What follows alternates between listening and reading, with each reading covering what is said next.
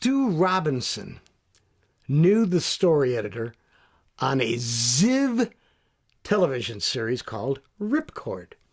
Ziv did Sea Hunt. They did Highway Patrol. They were a studio that was going out of business. It's now a mall. And science fiction theater, too. Science fiction theater, yeah. And I wrote about it in a story of mine that you can look up in my book, which is called Love Ain't Nothing But Sex Misspelled. And it's a very long story called The Resurgence of Miss Ankle Strap Wedgie.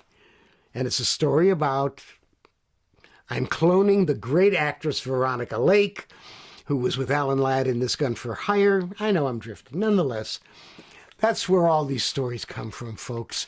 I take from history what I need. I transform it into what I want to write about.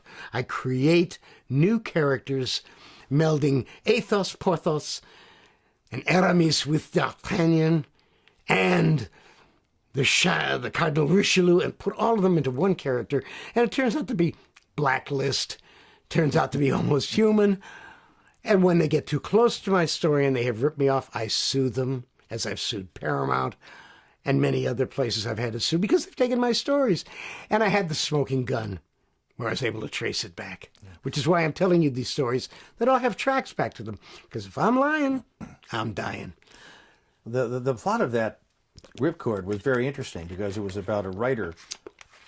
Maybe you can tell me about that. The part of that story that was the inspiration for the story, because I went that day after I had seen Bob Block, it had to be the next day.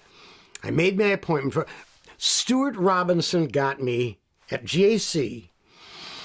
They took me back to the Travelodge in the stretch limousine with the guy the driver who is now owns half of Hollywood, whose name you'd know immediately. Wound up the head of a network. That from the mailroom. They took me back to the Travelodge, which I didn't have the money to get out of, but I had the money from Bob Block, that $300, to get out of there.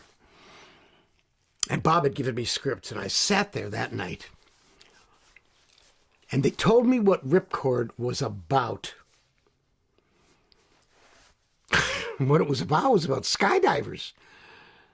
Now, you're talking to a guy who went through 10 weeks of Ranger basic training at Fort Benning, Georgia, where I learned knife and hand-to-hand combat, judo in many forms, which is now Jeet Kune. Well, I took from Bruce Lee, and I learned Jeet Kune Do from Bruce, but this was quite Taekwondo before there was Taekwondo, and Jiu-Jitsu after it was judo, and on and on and on.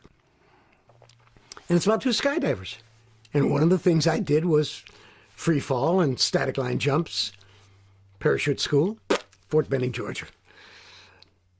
So I said, okay, I got to write a story, half-hour long,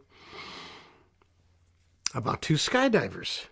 And the two skydivers were the two cops you see in any series who are buddies. And I didn't even need to know who they were. I said, well, what do I want to do?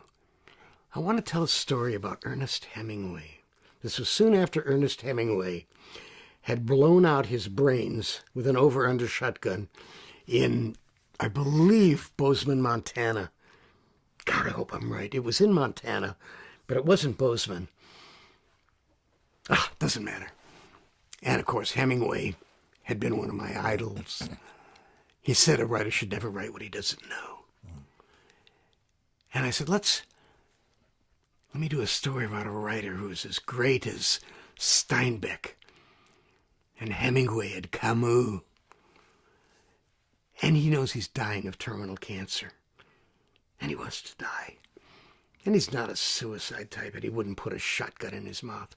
He wants to die, and he thinks, how can I do that in what became Bucket List later?